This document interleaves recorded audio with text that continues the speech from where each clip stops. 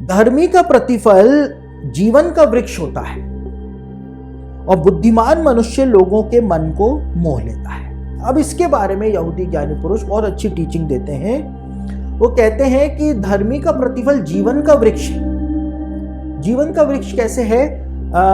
वो बुद्धिमान मनुष्य लोगों के मन को कैसे मोह लेता है?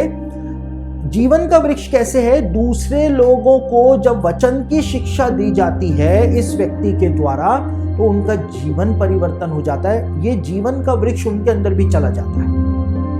और यहूदी ज्ञानी पुरुष क्या उदाहरण देते हैं? वो मिद्राश तनखुमा, एक मिद्राश का ही एक भाग है, मिद्राश तनखुमा का उदाहरण देते हैं। मिद्राश तनखुमा में लिखा हुआ है कि सारा जो थी, उसका जो जितने भी उसके साथ कबीले में लोग थे, उनके जब नए बच्चे उत्पन्न होते थे, या जान पहचान तो होती ही है, जो कनान देश में रहने वाले जो लोग थे उनसे भी जान पहचान थी, क्योंकि लिखा हुआ है कि इब्राहिम ने मकपेला वाली गुफा जो खरीदी थी, तो जो हित्ती लोग थे वो भी इब्राहिम को जानते थे।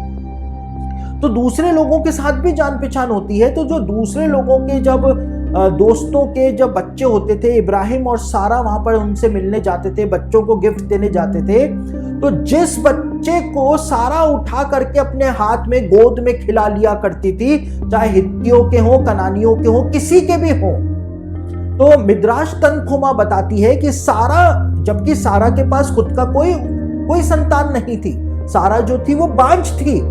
देखिए आज क्या होता है, जिन स्त्रियों के बच्चे नहीं हो पाते हैं, लोग उनको गलत नजरों से देखते हैं। उनको कहते हैं कि इसकी नजर हमारे बच्चे के ऊपर नहीं लग जाए, इसको छुपा करके रखो इसकी नजरों से।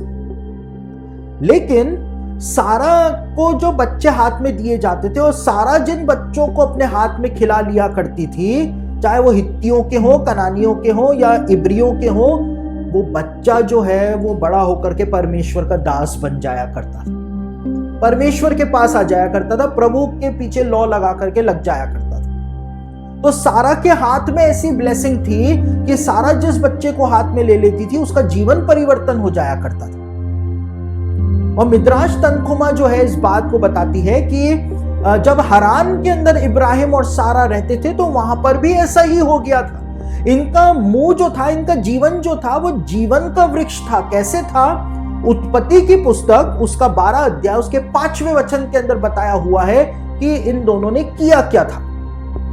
तो उत्पत्ति की पुस्तक उसका 12 अध्याय उसके 5वें वचन के अंदर क्या बताया हुआ है? इस प्रकार अब्राम अपनी पत्नी सारे और अपने भतीजे लूत को जो धन संपत्ति उन्होंने इकट्ठा किया था, और जो प्राणी उन्होंने हरान में प्राप्त किए थे। कैसे प्राप्त किए थे? अपने मुंह के वचनों के द्वारा, परमेश्वर का संदेश सुनाने के द्वारा। जब ये परमेश्वर का संदेश सुना रहे थे, तो लोगों के जीवन के अंदर, उनकी जिंदगियों के अंदर जीवन का वृक्ष उतर गया था। वो समझ गए थे कि इनके साथ रहना ही भला है, और उन सबको लेकर के वो वहां से निकले थे। हरान में इन्होंने इन प्राणियों को प्राप्त किया था। मिद्राश तनखुमा में इस बात को बताया हुआ है।